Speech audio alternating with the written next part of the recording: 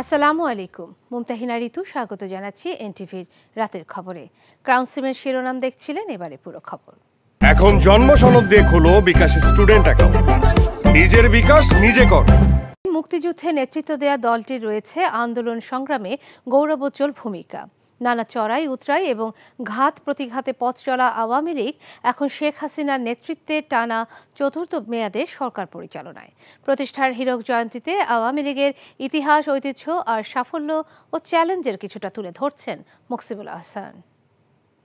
সময়টা 1949 সালের 23শে জুন। শুরুটা পুরান ঢাকার টিকাটুলির ঐতিহাসিক এই রোজ গার্ডেন থেকেই, অর্থাৎ এখন থেকে 75 বছর আগে এদিনে এখান থেকেই তৎকালীন মুসলিম লীগের প্রাদেশিক সম্মেলনের মধ্য দিয়ে নতুন রাজনৈতিক দল হিসেবে আত্মপ্রকাশ হয় আওয়ামী লীগের। ভাষা আন্দোলন থেকে মুক্তিযুদ্ধ, বাঙালির স্বাধিকার থেকে বাংলাদেশের স্বাধীনতা সংগ্রাম পর্যন্ত এদেশের প্রতিটি আন্দোলন সংগ্রামে দলটির রয়েছে গৌরবোজ্জ্বল ভূমিকা, বলছেন দলটির নেতারা। 23 তারিখে সম্মেলনে দল গঠন হওয়ার পর 24 তারিখে আরবালিটোলা ময়দানে মিটিং হয়। তারা তীব্র ভাষায় তখনকার সরকারের দুর্নীতি, স্বজনপ্রীতি এবং জনগণের প্রতি তাদের অবিচার অত্যাচারগুলো তুলে ধরেন, আন্দোলনের ডাক দেন। এই যে প্রেক্ষাপটে আওয়ামী লীগের সৃষ্টি, তখন থেকে আওয়ামী লীগ জনগণের কথা বলে আসছে এবং তখন থেকে আওয়ামী লীগ এই দেশের মানুষের বাঁচার দাবি, স্বায়ত্ত শাসন, স্বাধিকারের কথা সব কিছু বলে আসছে। নব্য স্বাধীন দেশ গঠনে বঙ্গবন্ধুর নেতৃত্বে আওয়ামী লীগ সময় পায় মাত্র 3.5 বছর। 75-এর 15ই আগস্ট বঙ্গবন্ধুকে সপরিবারে নৃশংসভাবে হত্যা করা হলে চাপে পড়ে দলটি। 81-তে দেশে ফিরে দলের হাল ধরেন বঙ্গবন্ধু কন্যা শেখ হাসিনা। 96-এর নির্বাচনে বিজয়ী হয়ে রাষ্ট্র ক্ষমতা গঠন আর 2008-এর নির্বাচনে বিজয়ের পর টানা চতুর্থবারের মতো এখন রাষ্ট্র ক্ষমতায় আওয়ামী লীগ। পূর্ব বাংলা থেকে শুরু করে আজকের বাংলাদেশ পর্যন্ত অনেক রাজনৈতিক দলের উত্থান পতন ঘটেছে, কিন্তু আওয়ামী লীগ হচ্ছে একমাত্র রাজনৈতিক দল যে নানা চড়াই উতরাই পেরিয়েও আজকে কিন্তু জনগণের মধ্যে শেকড় পর্যন্ত বিস্তৃত অবস্থান ধরে রেখেছে। ক্রমবর্ধমান বৈষম্যের বিপরীতে দাঁড়িয়ে সাধারণ মানুষের স্বার্থের অর্থনীতি গড়ে তোলা, দেশের সকল মানুষের কাছে উন্নয়নের সুফল পৌঁছে দেওয়া, সেটাও একটা বড় চ্যালেঞ্জ। একই সঙ্গে রাজনীতি বিশ্লেষকরা মনে করেন ক্ষমতায় টিকে থাকতে কিংবা ব্যক্তি স্বার্থ রক্ষায় নয়, বরং নিঃস্বার্থভাবে জনগণের কল্যাণে কাজ করলে আওয়ামী লীগ টিকে থাকবে মাটি ও মানুষের মাঝে শত সহস্র বছর জুড়ে। Muksibul Ahsan, NTV news, Rose Garden, Dhaka. BNP chairperson Begum Khaleda জিয়ার হৃদযন্ত্রে স্থায়ী পেসমেকার বসানো হয়েছে। 72 ঘন্টা সিসিইউতে তাঁকে নিবিড় পর্যবেক্ষণে রাখা হয়েছে বলে জানান তার ব্যক্তিগত চিকিৎসক ও মেডিকেল বোর্ডের সদস্য অধ্যাপক AZM জাহিদ হোসেন। মেডিকেল বোর্ডের পরামর্শে এই পেসমেকার বসানো হয়েছে জানিয়ে তিনি বলেন, বিএনপি চেয়ারপারসনের চিকিৎসার ব্যাপারে মেডিকেল বোর্ডই পরবর্তী সিদ্ধান্ত নেবে। এভারকেয়ার হাসপাতালে হৃদরোগ বিশেষজ্ঞ অধ্যাপক শাহাবুদ্দিন তালুকদারের নেতৃত্বে একদল বিশেষজ্ঞ চিকিৎসক দুপুরের পর থেকে সাবেকি প্রধানমন্ত্রীর পেসমেকার স্থাপনের কাজ শুরু হয়। এই টিমের জন্য চিকিৎসকরা হলেন doctor Atahar Ali Khan, doctor Shams Monowar, doctor Reza, doctor Lutful Aziz, doctor Zafar Iqbal ও ডাক্তার নিয়াজ সহ অন্যরা। এর আগে শুক্রবার গভীর রাতে হঠাৎ অসুস্থ হয়ে পড়লে গুলশানের বাসায় ফিরোজা থেকে খালেদা জিয়াকে এভারকেয়ার হাসপাতালে নেওয়া হয়। আমি বারবার বলতেছিলাম যে কোনো সময় যে কোনো অঘটন ঘটে যেতে পারে। সেই অঘটনটি গত শুক্রবার রাত্রে ঘটতে যাচ্ছিল। আজকে প্রথম টেম্পোরারি পেসমেকার, পরবর্তীতে পার্মানেন্ট পেসমেকার লাগিয়ে আজকে এই মুহূর্তে উনি ক্রিটিক্যাল কেয়ার ইউনিটে চিকিৎসকদের সার্বিক তত্ত্বাবধানে নিবিড় পর্যবেক্ষণে রয়েছে। আগামী 24 ঘন্টা না গেলে কোনো অবস্থাতেই তার শারীরিক অবস্থা সম্পর্কে এই মুহূর্তেই কোনো ধরনের কমেন্ট করা খুবই বিব্রতকর হয়ে যেতে পারে। এ বিষয়ে আরো জানতে হাসপাতাল থেকে সরাসরি যোগ দিচ্ছেন সহকর্মী হাসান মাহমুদ। হাসান, ডাক্তাররা আর কি বলছেন বিএনপি চেয়ারপারসনের স্বাস্থ্যের ব্যাপারে? বিএনপি ভাইস চেয়ারম্যান ডাক্তার এজিদাম জাহিদ যে বক্তব্যটি দিচ্ছিলেন, আসলে সেই অনুযায়ী যদি বলি, বেগম খালেদা জিয়া এখন একেবারে নিবিড় পর্যবেক্ষণে রয়েছেন। অর্থাৎ 24 ঘন্টা তার যে পেসমেকারটি বসানো হয়েছে হৃদযন্ত্রে, তার 24 ঘন্টা না যাওয়া পর্যন্ত তার আসলে শারীরিক অবস্থার কি পরিবর্তন হচ্ছে বা তার শারীরিক অবস্থাটা কি সেটি আসলে জানানো যাচ্ছে না বলে তিনি স্পষ্ট জানিয়েছেন। এবং তিনি আরেকটি জানিয়েছেন যে 72 ঘন্টার মধ্যে হয়তো বা তাকে এই পর্যবেক্ষণে রাখা হবে, 24 ঘন্টা পর হয়তো তার অবস্থাটা কিছুটা জানানো যাবে। ডক্টর জাহিদ আরও বেশ কিছু অভিযোগ করেছিলেন যে গত শুক্রবার তিনি হঠাৎ করেই মধ্যরাতে অসুস্থ হয়ে পড়েন এবং তার হার্ট অর্থাৎ হৃদযন্ত্রে ব্যাপক সমস্যা দেখা দিলে, মারাত্মক সমস্যা দেখা দিলে তাকে হাসপাতালে নেওয়ার প্রয়োজন পড়ে এবং একটি অ্যাম্বুলেন্স ডাকা হয় পার্শ্ববর্তী একটি হাসপাতালের।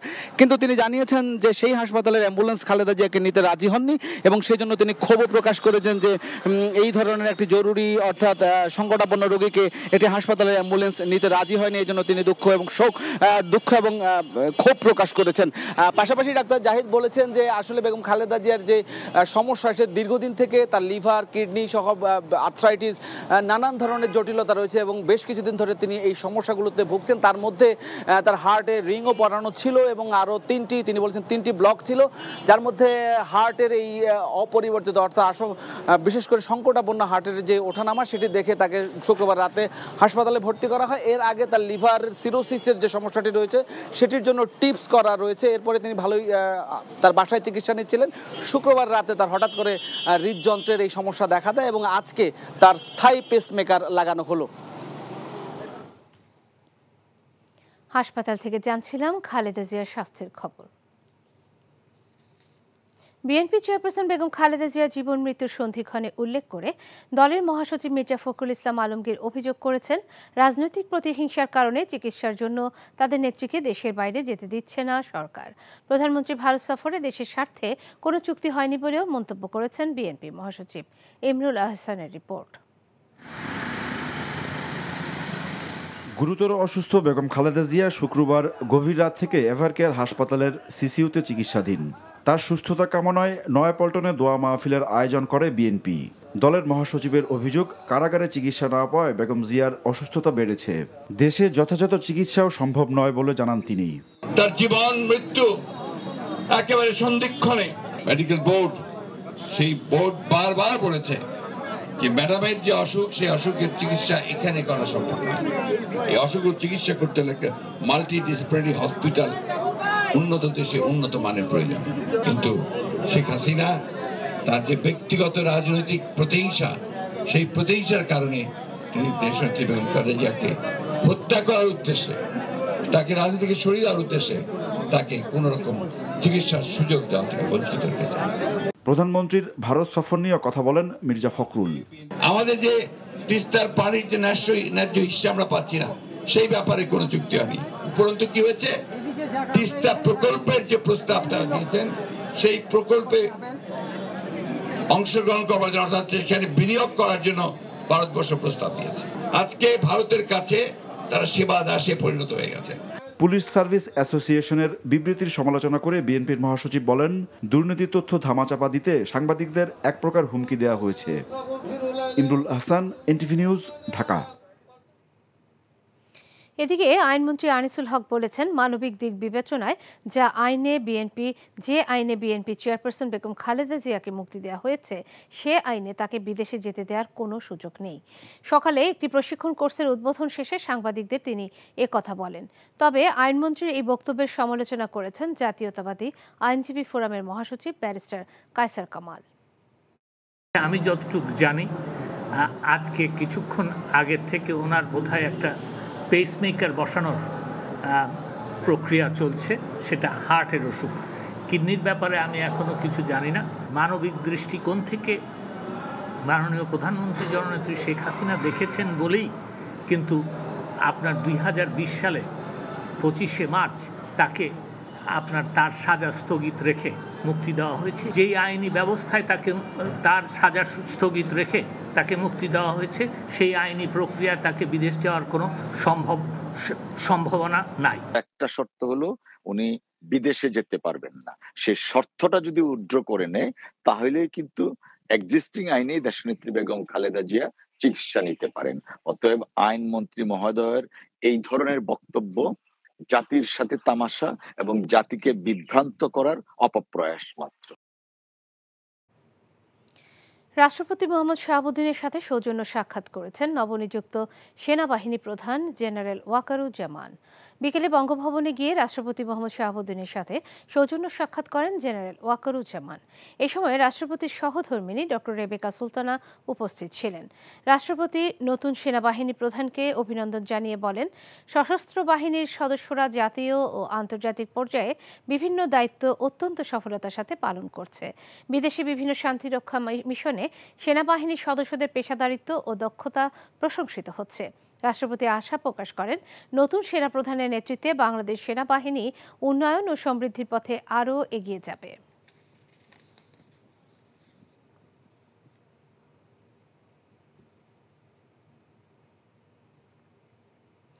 বহুল আলোচিত সমালোচিত রাজস্ব কর্মকর্তা মোহাম্মদ মতিউর রহমানের বিরুদ্ধে দুর্নীতির অভিযোগ অনুসন্ধানে ৩ সদস্যের কমিটি করেছে দুর্নীতি দমন কমিশন। একই সাথে তাকে কাস্টমস, এক্সাইজ ও ভ্যাট আপিল ট্রাইব্যুনালের প্রেসিডেন্টের পদ থেকে সরিয়ে অর্থ মন্ত্রণালয়ের অভ্যন্তরীণ সম্পদ বিভাগে সংযুক্ত করা হয়েছে। এদিকে সাবেক আইজিপি বেনজির আহমেদ দুর্নীতি দমন কমিশনের ২য় দফার তলবেও হাজির না হয়ে লিখিত বক্তব্য জমা দিয়েছেন। রিপোর্ট করছেন হাসান জাভেদ। ১২ লাখ টাকা ছাগল কাণ্ডে আলোচনায় আসেন রাজস্ব কর্মকর্তা মতিউর রহমান। সাদেক এগ্রো থেকে তার ছেলে ইফাত ১২ লাখ টাকায় কুরবানির ছাগল কেনেন। সেই ছবি সামাজিক যোগাযোগ মাধ্যমে ছড়িয়ে পড়লে বের হয়ে আসে মতিউরের থলের বিড়াল। এরপর থেকেই তার অঢেল সম্পদের খবর প্রকাশ পায় গণমাধ্যমে। এমন প্রেক্ষিতে মতিউরকে কাস্টমস, এক্সাইজ ও ভ্যাট আপিল ট্রাইব্যুনালের প্রেসিডেন্টের পদ থেকে সরিয়ে অর্থ মন্ত্রণালয়ে সংযুক্ত করা হয়েছে। আর তার এই অঢেল সম্পত্তির বিষয়ে অনুসন্ধানে ৩ সদস্যের কমিটি করেছে দুদক। মোহাম্মদ মতিউর রহমান দুর্নীতির মাধ্যমে যে অবৈধ সম্পদ অর্জন এবং অর্থ পাচারের বিরুদ্ধে একটি অভিযোগ আমাদের দুর্নীতি দমন কমিশনে পাওয়া গেছে। সেই অভিযোগটি আমাদের বিবেচনায় নিয়ে গত ৪/৬/২০২৪ তারিখে কমিশন সভায় একটি টিম গঠন করে এই বিষয়টি অনুসন্ধান করার জন্য নির্দেশনা দেওয়া হয়েছে এবং ইতিমধ্যে একজন উপপরিচালককে আহ্বায়ক করে ৩ সদস্য বিশিষ্ট একটি টিম গঠন করা হয়েছে। এদিকে সাবেক আইজিপি বেনজির আহমেদ দুদকের তলবে হাজির না হয়ে লিখিত বক্তব্য জমা দিয়েছেন বলেও জানান এই কর্মকর্তা। লিখিত বক্তব্য পাঠিয়েছেন সে তার আইনজীবীর মাধ্যমে। সেই বক্তব্যে অবশ্য আমাদের তারিখ বর্ধিতকরণের বিষয়ে কোনো কিছু লিখেননি। সেখানে মেইনলি তার এবং তার স্ত্রী কন্যাদের দুর্নীতির মাধ্যমে সম্পদ অর্জন করা সংক্রান্ত বিষয়ে তার অবস্থানটা আসলে বর্ণনা করেছেন।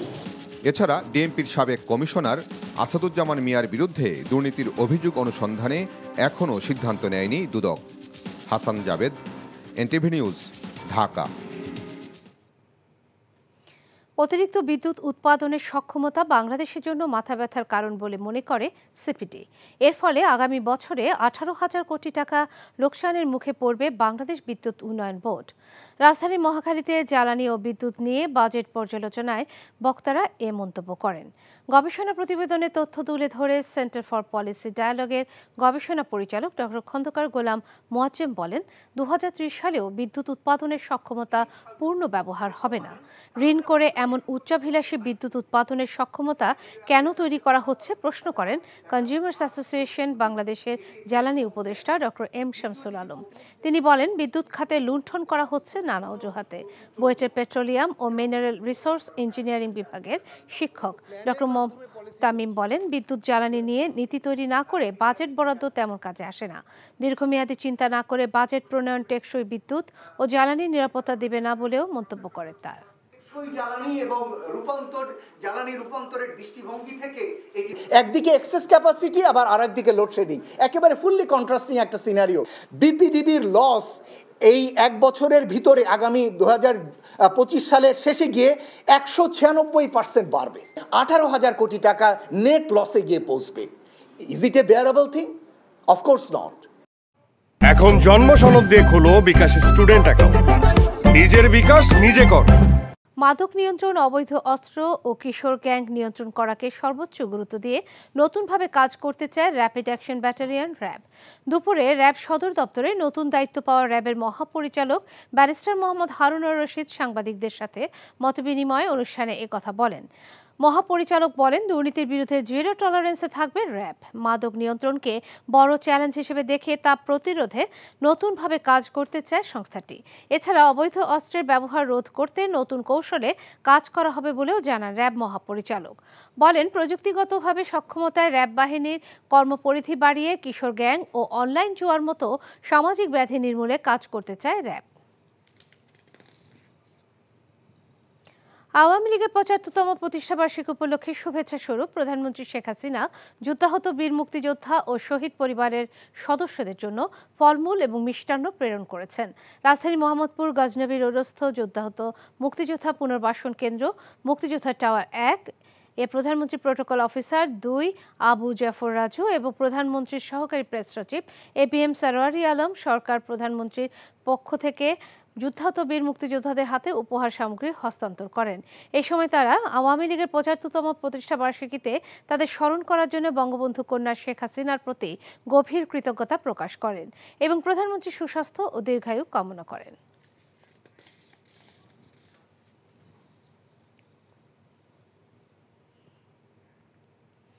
প্রধানমন্ত্রী ভারত সফর অত্যন্ত ফলপ্রসূ হয়েছে দাবি করে পররাষ্ট্রমন্ত্রী ডক্টর হাসান মাহমুদ বলেছেন, এবারের সফরে তিস্তা সহ ৫৪টি যুক্ত নদীর অভিন্ন ব্যবস্থাপনার বিষয়টি গুরুত্ব পেয়েছে।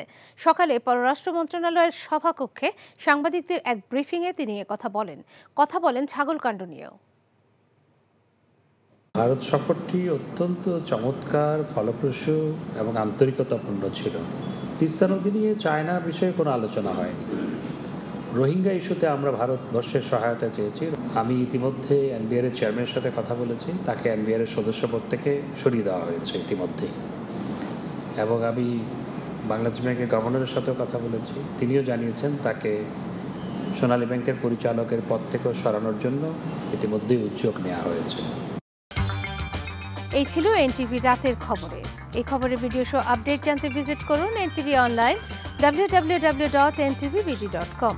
এছাড়াও এনটিভির জনপ্রিয় সব অনুষ্ঠান ও খবরের আপডেট জানতে ভিজিট করুন আমাদের ইউটিউব ও ভেরিফাইড ফেসবুক পেজ। রাত ১টায় মধ্যরাতের খবর দেখার আমন্ত্রণ রইল। ধন্যবাদ সবাইকে। শুভরাত্রি।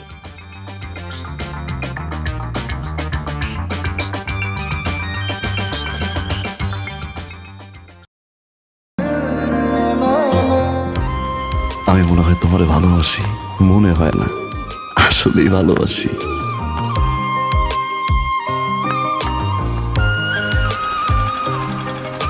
আপনি যে আমাকে ভালোবাসেন আমি টের পাই।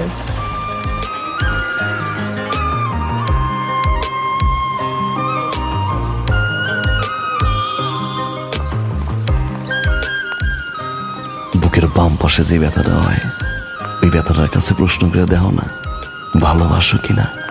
10 টাকা ঘুরাইয়া দেখেন ভাগ্যের চাকা। Lottery lottery lottery.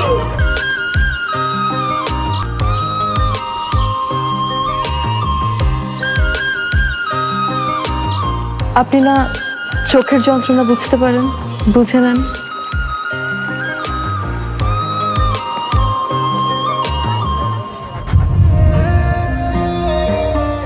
কিন্তু পুরো জগৎ মিথ্যা বলতে পারে, মানুষের চোখ কিন্তু কখনো মিথ্যা বলে না।